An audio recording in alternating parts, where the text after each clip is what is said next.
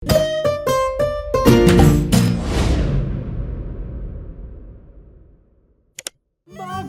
in Pika, dobra sta prijatelja.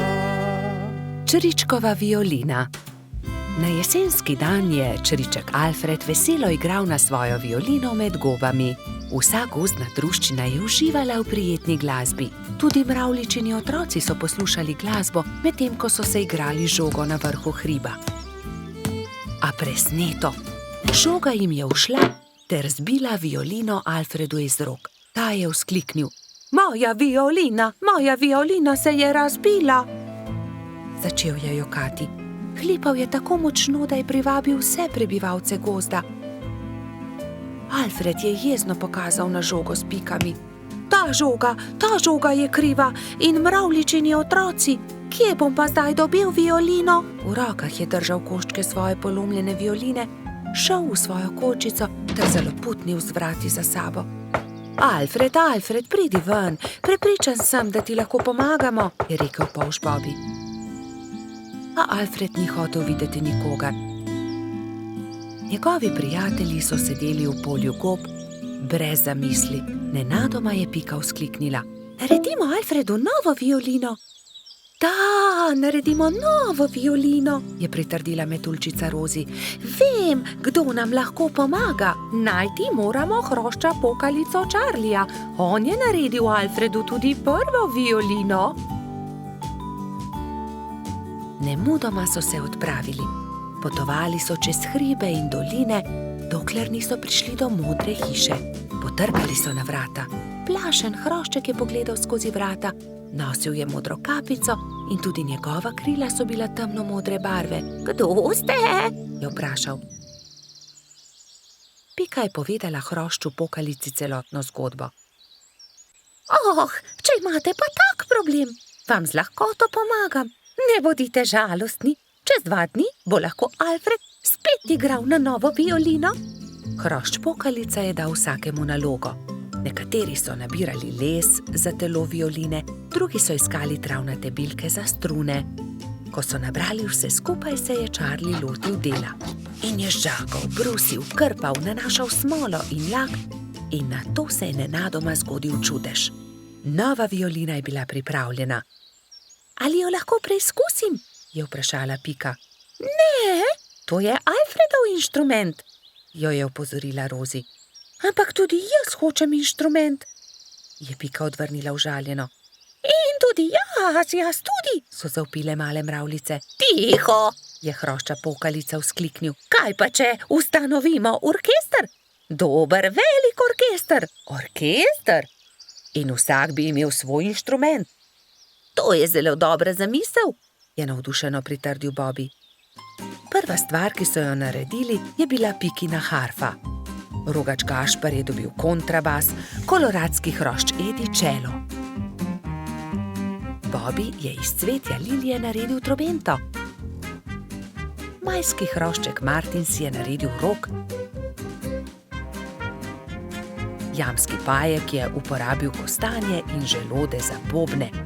Zefira in Skokica pa sta iz kamenčkov naredila činele. Hrošč pokalica je iz brezovega lesa izrezljal flavte za mravljice. Metuljčica Rozi si je iz smrekovih vejic naredila lutnjo, Baltazar pa je naredil citre. Majski hrošček Mehurček je igral na triangel. Ko so se dobro oglasili, so se odpravili do Alfredove hišice. Alfred je že oddaleč zaslišal glasbo in je radovedno kukal skozi okno. Od presenečenja je pozabil zapreti usta. Dragi Alfred, so začeli mravljičini otroci. Prosim, ne bodi jezen na nas, ker smo razbili tvojo violino. Prosim, sprejmi od nas to novo, naredil jo je Charlie. Alfred je nemudoma pobral lok in violino in glasba je spet preplavila gozd.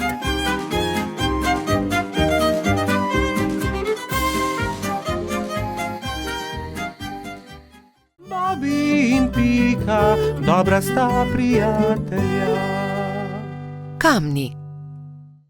Nekega poletnega popoldneva se je Pika odločila speči jagodno pito. Prosila je rogača Gašperja in trota Baltazarja, naj ji iz gozda prineseta sveže jagode. Fanta sta se odpravila. Baltazar je kmalu opazil kamen sredi poti in ga začel brcati pred seboj. Vendar je kamen postal všeč tudi Gašperju in ga je Baltazarju izmaknil. Ne velja, Gašper, to je moj kamen, jaz ga bom brcnil naprej. Ne, to je že moj kamen, poišči si drugega, tega bom brcal jaz. Jaz sem ga našel, moj je bil ogorčen Baltazar. Ogromno kamnov je, poišči si drugega, je končal prepir Gašper. Vendar se Baltazar ni pustil. Fanta sta se prerivala tako dolgo, dokler se nista spotaknila in se skotalila po strmem hribu. Zvrnila sta se naravnost v potok, ki je žuboril ob vznožju hriba. Ob hrupu je iz svoje hiše na obrežju potoka pogledal škržat Alfons. Joj, kaj se je zgodilo? Je vprašal prestrašeno. Gašper je kriv, vzel mi je kamen. Kaj pa je to tvoj kamen? Od tistega je, ki je spretnejši. Dovolj je vsekal vmes Alfons. Najprej pridite v hišo, posušite se, nato mi lahko povesta, zakaj sta se tako močno sprla. Še vedno jezna fanta sta stopila v škržatovo hišo. Mokra oblačila sta postavila na sonce in zavita v brisačo čakala, da se posušijo. Medtem je Alfons dal na mizo limonado in piškote. Sončni žarki so hitro posušili oblačila. Gašper in Baltazar sta jedla piškote in si segala v besedo med pripovedovanjem Alfonzu o tem, kako sta se skotalila po hribu. Jaz imam celo zbirko tega. Zbirko kamnov, pokaži nama, je zavpil Baltazar. Seveda, vstopita, je ponosno dejal Alfons in dal na mizo veliko škatlo. Kje si nabral te lepe kamne? Tukaj v bližini na obrežju potoka, tudi vidva jih lahko nabirata. Hurra! Nabrala sta polno košaro kamnov. Dolgo sta zbirala in začelo se je temniti. Rogač in Trud sta se poslovila od škržata in se odpravila navzgor po hribu. Kmalu sta šla mimo Pikine hiše. Pikapolonica je jezno zavpila skozi okno svoje pikčaste hiše. Kje pa so jagode? Joj, jagode, pozabila sva na jagode. Poglej, Pika, kako lepe kamne sva nabrala z Alfonzom. Kaj naj naredim z njimi? Naj spečem pito iz kamnov? Prosila sem za jagode. Pozabila sva jih, je priznal Gašper in Pikapolonici povedal celotno zgodbo. Potem pa naj vsaj pogledam te lepe kamne, če že nista prinesla jagod.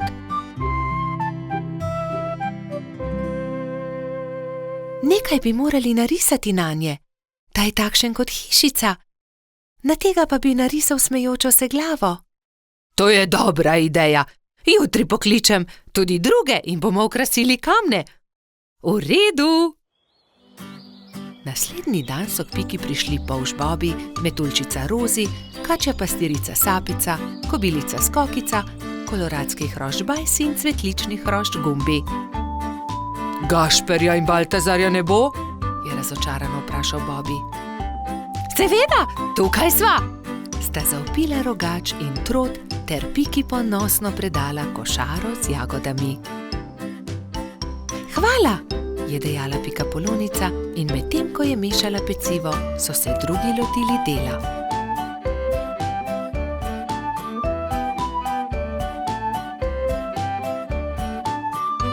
Ko so končali, so povabili Alfonza, naj pogleda razstavo. O, čudovito! Jutri bom prinesel tudi svoje kamne in jih bomo poslikali, je veselo dejal škrat. Medtem se je spekla jagodna pita, vsi so sedli k mizi in pojedli vse do zadnje drobtinice. Bobi in Pika, dobra sta prijatelja. Papirnati zmaj. Polž Bobi je še vedno spal, ko je Pikapolonica Pika potrkala na njegovo okno. Dobro jutro, Bobi. Pridi, greva narediti papirnatega zmaja. Pika je narisala zmaja na papir in Bobi ga je izrezal. Okrasila sta ga z barvnimi papirnatimi trakovi. In nato sta nanj privezala dolgo vrvico. Greva ga preskusiti, je rekla Pika. Z roko v roki sta odšla, da bi preizkusila svojega papirnatega zmaja.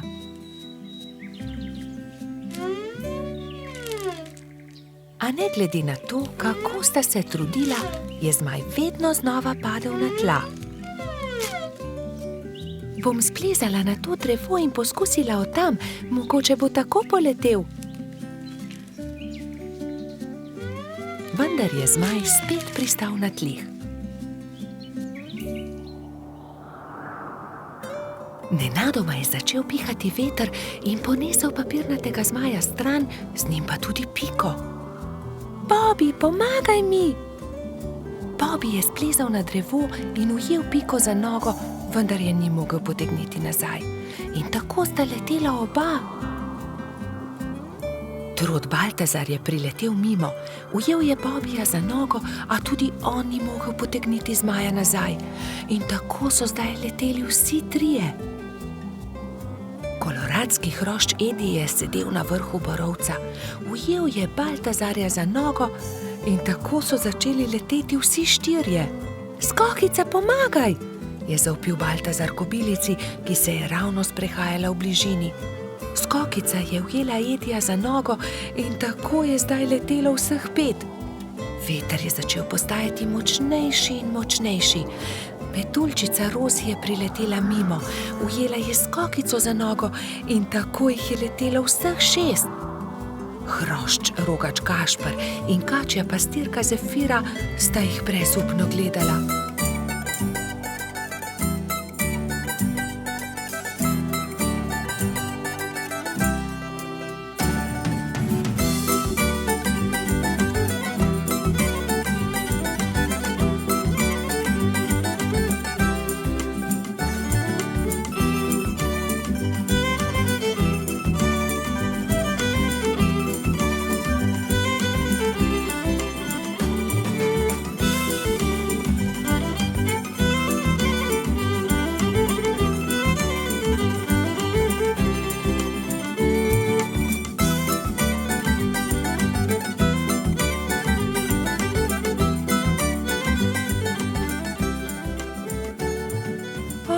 Ne, veter jih nosi naravnost v gozd.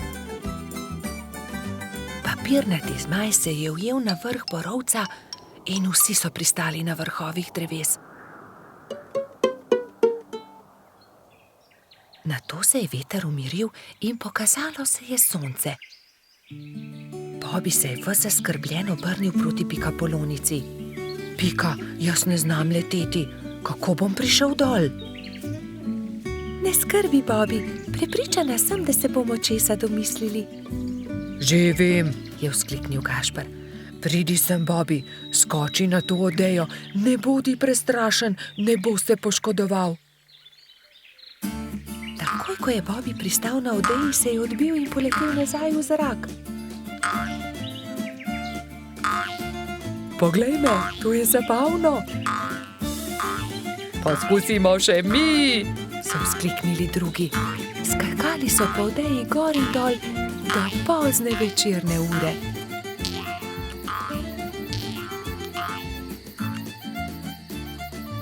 Po noči, ko so prebivalci gozda trdno spali, je veter spet začel pihati in zmaja odnesel stran. Bobby in Pika, dobra sta prijatelja. Kolo. Nekega poletnega dne je golo pismonoša prinesel Piki in Bibiju pošiljko. Ogromen paket je bil zavit v lep, rdeč papir, povezan z modrim trakom. Tudi sporočilo je bilo priloženo. Pika ga je prebrala. Stonoga je pisal: "Hura, kmalu nas bo obiskal. Pošilja nama to darilo." "Nama?" je vprašal Bibi. "Kako nama? Tebi in meni?" "V pismu piše nama. Zagotovo je darilo za oba." "Seveda ni skupno," se je jezil Bibi. "Zagotovo ga pošilja meni, saj sem ga jaz za božič našel v snegu." "Jaz pa sem ga sprejela v hišico, jaz sem ga ozdravila, jaz sem mu kuhala čaj," je hitro povedala Pika. Ampak jaz sem obral pravljico o črvih, je nadaljeval Bibi. Bibi in Pika sta začela vsak sebi vleči rdeč darilni paket. Rdeč papir ni dolgo zdržal, kmalu se je strgal na eni in drugi strani. Za papirjem se je pokazalo kolo. Kolo, je vzkliknil Bibi. Zame bo ravno pravšnje. Zame bo bolj primerno, je povedala Pika. Prav, odnesi s seboj kolo, če si ga že tako želiš. Pametnejši popusti, osel pa se muči. Jaz sem pametna, ti si pa osel. Bibi se ni vdal. Ni res, jaz sem pameten, ti pa osel. Odnesi to kolo. Na koncu ga ni odnesel nihče. Jezno sta odšla in pustila na pol odvito kolo na travniku. Kmalu so prišli Trod Baltazar in Metuljčica Rozi. Poglej, kaj je to? Kolo, je vprašal Baltazar. Res je odgovorila Rozi. Tudi sporočilo je. Bibiju in Piki od Stonoge. Odnesimo ga, je predlagal Baltazar. Dvignili so ga, da je ves darilni papir padel z njega in se smejali. Poglej, to je kolo za dva lahko sedita gor. Poskusiva, je rekel Baltazar.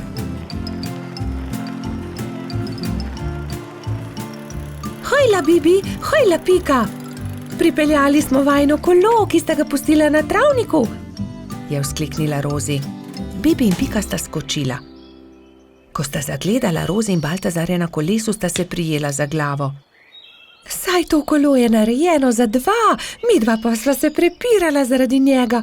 Takoj sta se pobotala in se veselo objela. Kako lepo darilo. In midva v velikem prepiru nisva nič pripravila Stonogi, ki bo kmalu prispel, je prestrašeno rekel Bibi. Naredimo Stonogi eno lepo pisano vetrnico iz listov rožic, je predlagala Rozi. Ja, zelo dobra ideja, sta se strinjala Bibi in Pika. Štirje prijatelji so iz rdečih, vijoličastih, belih, rumenih in rožnatih cvetov listov naredili vetrnico. Takrat je na mišji kočiji prispel Stonoga. Mali miš se je ustavil na travniku in Stonoga je stopil iz orehove kočije. Vesel je objel Bibija in Piko. Vidim, da sva dobila moje darilo, upam, da vama je všeč. Krasno darilo, zelo sva vesela, sta rekla Bibi in Pika. Mi pa smo ti vsi skupaj naredili to vetrnico.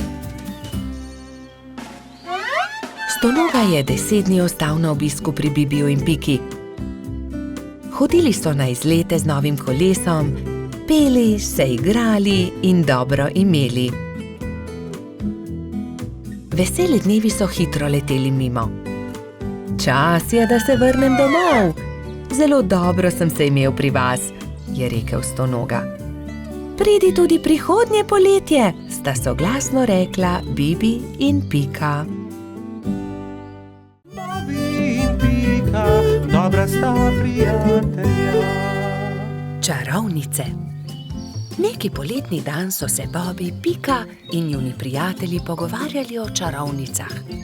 Ali mislite, da čarovnice res obstajajo? Je vprašal Trod Baltazar. In po noči letijo na metlah? No, res ne vem, je zamomljal Bobi. Nedolgo zatem sta se Bobi in Pika odpravila domov. Zakaj se zvečer ne vrneva? Mogoče bova videla čarovnice, je predlagala Pika Polonica.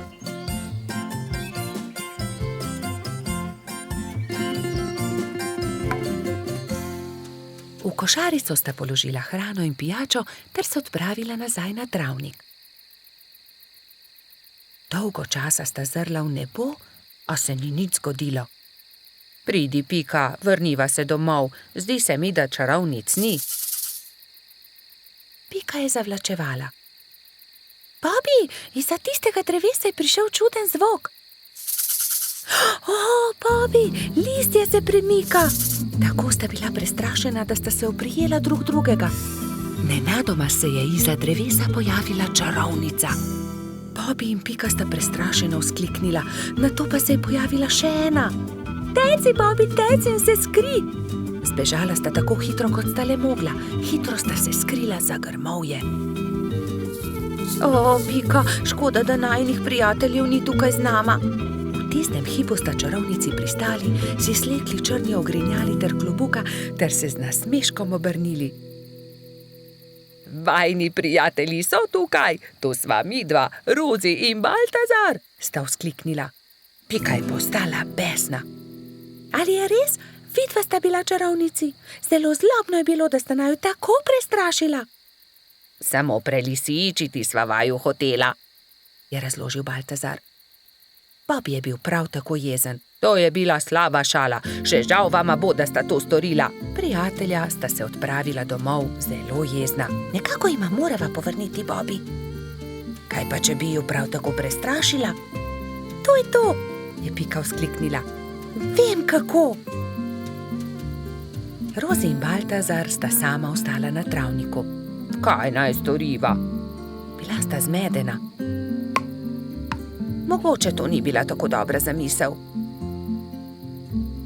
Takrat sta Bobby in Pika pritekla do njene hiške in si nadela obleko hudička. Črno obleko, črn klobuk, nadela sta si celo rogove na glavo. Pohiti, Pika, je bil neučakan Bobby. Vidim jo prihajati. Hitro sta skočila za grmovje ter čakala, da se jima Rozi in Baltazar približata. Nato pa sta skočila izza grmovja ter na smrt prestrašila svoja prijatelja. Na pomoč, hudiča, sta zavpila Metuljčica in Trod. Ali vidite, kako hudo je, če te nekdo prestraši? Mali polž je besno snel svoj klobuk. Kaj? Ali si to ti, Bobby? Je osuplo vprašal Baltazar. To je bilo res zlobno. Zlobno? Vajina zvijača s čarovnicami je bila precej bolj strašljiva, je zavpil Bobby. Ni res, trik s hudičem je bil bolj strašljiv. Dovolj, je Pika oštela fanta. Nehajta se prerekati, bodimo spet prijatelji. Obljubiva, da se ne bova nikoli več tako obnašala, vidva pa morata obljubiti, da naju ne bosta nikoli več prestrašila. Prav imaš, so prikimali njeni prijatelji. Ali želita poskusiti hudičeve klobuke? Je vprašala Pika. Seveda, vidva pa lahko poskusita čarovniške klobuke in še več. Usedeta se lahko na najini metli. Wow, je vzkliknil Bobby. Letimo prav tako kot čarovnice? Da, je dodal Baltazar. Kot prave čarovnice.